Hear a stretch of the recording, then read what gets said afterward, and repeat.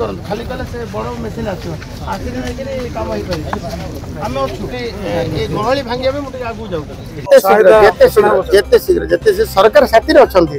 ଲଘୁଚାପ ଜନିତ ଲଗାଣ ବର୍ଷାରେ ଗଜପତି ଜିଲ୍ଲା ମୋହନା ରାଉଦେଗିରି ନୂଆଗଡ଼ ଓ ରାୟଗଡ଼ ଅଞ୍ଚଳରେ ବ୍ୟାପକ କ୍ଷୟକ୍ଷତି ହୋଇଛି। ରାଉଦେଗିରି ଥାନା ବସ୍ତ୍ରୀଗୁଡ଼ା ଗାଁରେ ପାହାଡ଼ ଧସିବାରୁ ଜଣେ ବ୍ୟକ୍ତିଙ୍କ ମୃତ୍ୟୁ ହୋଇଛି। ମୃତ ବ୍ୟକ୍ତି ଜଣକ ହେଲେ ତ୍ରିନାଥ ନାୟକ। ଗାଁ ନିକଟସ୍ଥ ପାହାଡ଼ରୁ ପଥର ତଳୁ ତ୍ରିନାଥଙ୍କ ମୃତଦେହ ଉଦ୍ଧାର କରିଛି ଅଗ୍ନିଶମ ବାହିନୀ। ଅନ୍ୟପକ୍ଷରେ ମୋହନା ଥାନା ବନ୍ଧାଗୁଡ଼ା ଗାଁ ଲକ୍ଷ୍ମଣ ମଲ୍ଲିକ ଲୁଡୁରୁ ଗାଁକୁ ଗାଈ ଚରେଇବାକୁ ଯାଇ ନଦୀରେ ନିଖୋଜ ହୋଇଥିବା ବେଳେ ଆଜି ସକାଳେ ନଦୀରୁ ମୃତଦେହ ଉଦ୍ଧାର କରିଛି ଅଗ୍ନିଶମ ବାହିନୀ। ସେହିପରି ପ୍ରବଳ ବନ୍ୟା ପାଣି ପ୍ରବାହିତ ଯୋଗୁଁ ମୋହନା ଲେଳବନ୍ଧ ପୋଲ ଭାଙ୍ଗି ଯାଇଛି। ଫଳରେ ବ୍ରହ୍ମପୁର ଠାରୁ ରାୟଗଡ଼ା 326 ନମ୍ବର ଜାତୀୟ ରାଜପଥରେ ଯାତାୟାତ ଠପ୍ ହୋଇଯାଇଛି। ଲୋକଙ୍କର ତ ନିଖୋଜ ହେଇଥିବାର କଥା କହୁଛନ୍ତି। ଯୋଭଳି ଭାବେ ଭୂସ୍ଖଳନ ଏଠି ହେଇଛି ଆପଣମାନେ ଦେଖୁଥିବେ ମଧ୍ୟ। ଇଏ ହେଉଛି ସେଇ ଜାଗା ଯୋଉଠିକି କାର୍ତ୍ତିକ ସବର ମଧ୍ୟ ସେଇଠି ଥିବାର ସେ ସମୟରେ ଜଣେ ଦେଖିବା ଲୋକ ମଧ୍ୟ କହିଲେ ସେ ପାଖରେ କି ତାଲାବଙ୍ଗ ଅଞ୍ଚଳ ଏଇଠି ହଠାତ୍ ଯଦି ବର୍ଷା ହେବ ଜବରଦସ୍ତକିରି ସ୍ରୋତ ବି ଅଛି। ଏ ଯେଉଁ ତାଲାବଙ୍ଗ ନଦୀର ମଧ୍ୟ ମୋଡ଼ ବି ବଦଳି ଯାଇଛି ସେପଟେ ପଳେଇଛି। ପୁରା ପ୍ରବଳ ପରିମାତ୍ରାରେ ଏଠି ଭୂସ୍ଖଳନ ହେଇଛି ମଧ୍ୟ ଏବଂ କାର୍ତ୍ତିକ ରାଜିକ ବାପା ପୁଅ ପୁରା ନିଖୋଜ ଅଛନ୍ତି। ଉଦ୍ଧାର କାର୍ଯ୍ୟ ଚାଲିଛି। ଏବେ ସକାଳୁ ବଢ଼େଇ ଦିଆଯାଇଛି। ଅଗ୍ନିଶମ ବିଭାଗ ତ ପୁରା ଅଧିକାରୀମାନଙ୍କ ସହିତ ଏଠି ଦାସବାବୁ ଅଛନ୍ତି ମଧ୍ୟ। ପୋଲିସ ପ୍ରଶାସନ ଏଠି ଦାୟିତ୍ୱରେ PITD ଅଛନ୍ତି। ତହସିଲଦାର BDO ସମସ୍ତେ ଥିଲେ। ସମସ୍ତଙ୍କ ତରଫରୁ ଉଦ୍ଧାର କାର୍ଯ୍ୟକୁ ବ୍ୟାପକ କରାଯାଇଛି ଏବଂ ମୁଁ ଆଶା କରୁଛି ଆହୁରି ବ୍ୟାପକ ଢଙ୍ଗରେ କରାଯିବ।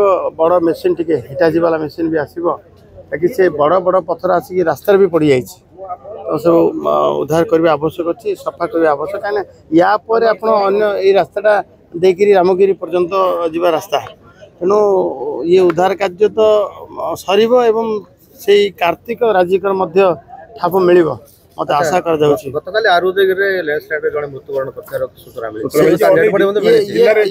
ଗଜପତି ଜିଲ୍ଲାରେ ତିତିଲିପୁର ଠାରୁ କ୍ରମାଗତ ଭାବେ ମଧ୍ୟ ଲ୍ୟାଣ୍ଡସ୍ଲାଇଡ୍ ମଧ୍ୟ ବାରମ୍ବାର ଦେଖାଯାଉଛି ଏବଂ ତା ଦ୍ୱାରା ଅନେକ ଜୀବନ ହାନିର ସମ୍ଭାବନା ବି ରହିଥାଉଛି। କିନ୍ତୁ ଏବେ ଲୋକମାନେ ରାସ୍ତା ସବୁଗୁଡ଼େ କଟଅଫ୍ ହେଉଛି। ଯେଉଁଭଳି ଭାବେ 130ରୁ ଉର୍ଦ୍ଧ୍ୱ ଜାଗାକୁ ଭୂସ୍ଖଳନ ପ୍ରବଣ ଜାଗା ଭାବେ ମଧ୍ୟ ଗୋଟେ ପ୍ରକାର ଗଜପତି ପ୍ରଶାସନ ତରଫରୁ ମଧ୍ୟ ଚିହ୍ନଟ କରାଯାଇଛି। ତାର ମଧ୍ୟ ଯେଭଳି ଭାବେ ଆମେ ତାକୁ ଗାର୍ଡୱାଲ ଦେବା କଥା, ଯେଭଳି ଭାବେ ବ୍ୟବସ୍ଥା ନେବା କଥା ଏବଂ ବ୍ୟାରିକେଡ୍ କରିବା କଥା ତାର ମଧ୍ୟ ନିଶ୍ଚିତ ଭାବେ ସରକାର ପଦକ୍ଷେପ ନେବେ। ଏଭଳିଆ ନ ହଉ ନିଶ୍ଚିତ ଭାବେ ସରକାର ସବୁବେଳେ ସାଥିରେ ଅଛି।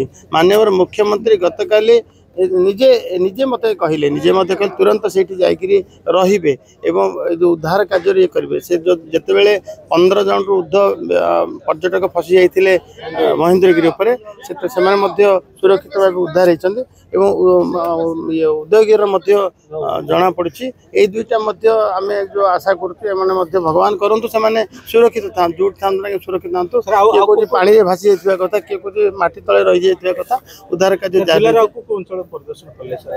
ମୁଁ ତ ଏବେ ଯିବି। ମୁଁ ଏଠିକି ଆସିଲି, ସେ ଲୋକମାନଙ୍କୁ ଭେଟିଲି। ମହେନ୍ଦ୍ରଗିରିର ଉଦ୍ଧାର କାର୍ଯ୍ୟରେ ମଧ୍ୟ ଯେଉଁମାନେ ସାମିଲ ହେଇଥିଲେ ସେମାନଙ୍କୁ ତ ଧନ୍ୟବାଦ ଦେବା ଆବଶ୍ୟକ। କାରଣ ସେମାନେ ନିଜ ମୁହଁରୁ ଗତକାଲି ଯେଉଁଭଳି ଭାବେ ଜିଲ୍ଲା ପ୍ରଶାସନ ଗଜପତି ଉଦ୍ଧାର କାର୍ଯ୍ୟ ଲାଗିଥିଲା ଏବଂ ପର୍ଯ୍ୟଟକମାନେ ଉଦ୍ଧାର କରିଥିଲେ ସେମାନେ ନିଜ ମୁହଁରୁ ତାଙ୍କ ପ୍ରଶଂସା କରୁଥିଲେ। ମୋତେ ଶୁଣି ଖୁସି ଲାଗୁଥିଲା ଯେ ଆମ ଜିଲ୍ଲା ଯେଉଁମାନେ ଆମ ଜିଲ୍ଲାକୁ ଆସିବେ ସେମାନେ ଆମର ଅତିଥି ଭଳି ସେମାନଙ୍କ ଉଦ୍ଧାରରେ ସମସ୍ତେ ଲାଗିଯାଇଥିଲେ। ଆଉ ଆପଣମାନେ ତ କଥାକୁ ମଧ୍ୟ ବ୍ୟାପକ ଭାବେ ପ୍ରଚାର ପ୍ରସାରରେ ଲାଗିଛନ୍ତି ଯାହା ଫଳରେ ମଧ୍ୟ ଉଦ୍ଧାର କାର୍ଯ୍ୟକୁ ସରଳ କରିହେଉଛି, ତ୍ୱରାନ୍ୱିତ ବି କରିହେଉଛି। ନୂଆଗଡ଼ ବ୍ଲକ ସଦର ମହକୁମା ଚାରିଆଡ଼େ ହେଇଛି ଲଗାଣ ବର୍ଷା କାରଣ, ଅତ୍ୟଧିକ ବର୍ଷା କାରଣ ଇଏ କିଛି ମୋଟାମୋଟି ଜିଲ୍ଲାର ମାନେ ଏସବୁ ପୁନରୁଦ୍ଧାର ପାଇଁ ଯେତେ ଶୀଘ୍ର ସରକାର ସାଥିରେ ଅଛନ୍ତି। ମହେନ୍ଦ୍ରଗଡ଼ ପୋଲ ଉପରେ ପାଣି ପ୍ରବାହିତ ହେଉଥିବା ବେଳେ ରାଉଦେଗିରି ଘୋଡ଼ାଶାଳ ଘାଟିରେ ପାହାଡ଼ ଧସି ରାସ୍ତା କ୍ଷତିଗ୍ରସ୍ତ ହୋଇଛି। ସେହିଭଳି ଜୋରଉ ଘାଟିରେ ମାଟି ଅତଡ଼ା ଖସି ରାସ୍ତା ଅବରୋଧ ହୋଇଛି।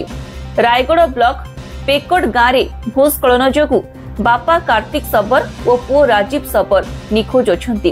ବର୍ତ୍ତମାନ ସୁଦ୍ଧା ଉଭୟ ବାପା ଓ ପୁଅଙ୍କ ପତା ମିଳିନାହିଁ।